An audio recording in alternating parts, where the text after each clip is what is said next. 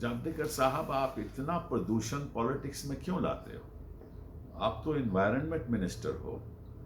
आपको तो प्रदूषण खत्म करना चाहिए, लेकिन हर आपके बयान में कुछ ना कुछ ऐसी कठोर बात होती है, कुछ ना कुछ ऐसी बात होती है जो हमेशा आलोचना की तरफ जाती है। देश के सामने बड़े संकट आए हुए हैं आज के दिन, और मैं समझता हूँ आपको उन संकटों का सामना करना चाहिए, ना कि राहुल जी के ऊपर कोई टिप्पणी करनी चाहिए। मैं केवल इतना ही आपको कहूँगा कि जो आपने बातें गिनाई हैं, जिसके बारे में आपने कहा है, मुझे शायद लगता है कि आपको ज़्यादा जानकारी है। आपने देखो शहीन बाग की बात की, और आपको तो जानकारी ज़्यादा होगी, क्योंकि पुलिस जो आपके आपके सरकार के अधीन है, वो पुलिस ही सीसीटीवी कैमरा तोड़ रही थी। आपको तो इस बात का मालूम होगा। और आज के दिन तो कई याचिकाएं डल रही हैं हाईकोर्ट में कि पूरी तरह से ठीक तरह से तफ्तीश हो नहीं रहा, किस तरह से कुछ लोगों ने दंगे फैलाए, और उसके बारे में आप ना ही कुछ कहें तो अच्छा है।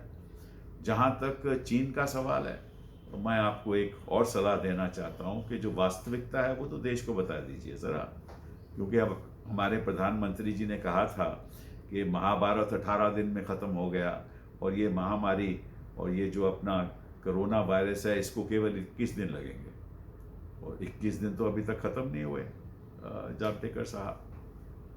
तो कहने का मतलब यह है कि आप इन चीज़ों से हटकर अपनी सरकार को कहिए कि देश की समस्याओं के बारे में ज़्यादा ध्यान दें। फिर चीन की बात आ गई। चीन में एक और बात आपको बताना चाहता हूँ कि जो हमारे प्रधानमंत्री बयान दे रहे थे, वो ही प्रेसिडेंट शी कह रहे थे। प्रेसिडेंट शी क्या कह रहे थे? वो ये कह रहे थे कि हमने कोई भी ज़मीन, हिंदुस्तान की ज़मीन पे कब्जा नहीं किया। और वही बात 19 जून को हमारे प्रधानमंत्री जी ने कही, जब ऑल पार्टी मीटिंग हो रही थी, कि ना तो हमारी ज़मीन पे किसी ने कब्जा किया है, ना आज किसी का कब्जा है, और ना किसी पोस्ट पे चीनियों का कब्जा है। और आपका वहाँ जो एम्बेसडर है चीन का, वो कहने लगा कि नहीं नहीं, ये डिसंगेजमेंट होनी चाहिए, और गलत तरीके से चीनियों ने हमारी ज़मीन का कब्जा किया है। आपका विदेश मंत्रालय भी ने भी ये बात मान ली, आपके डिफेंस मिनिस्टर, रक्षा मंत्रालय ने भी ये बात मान ली।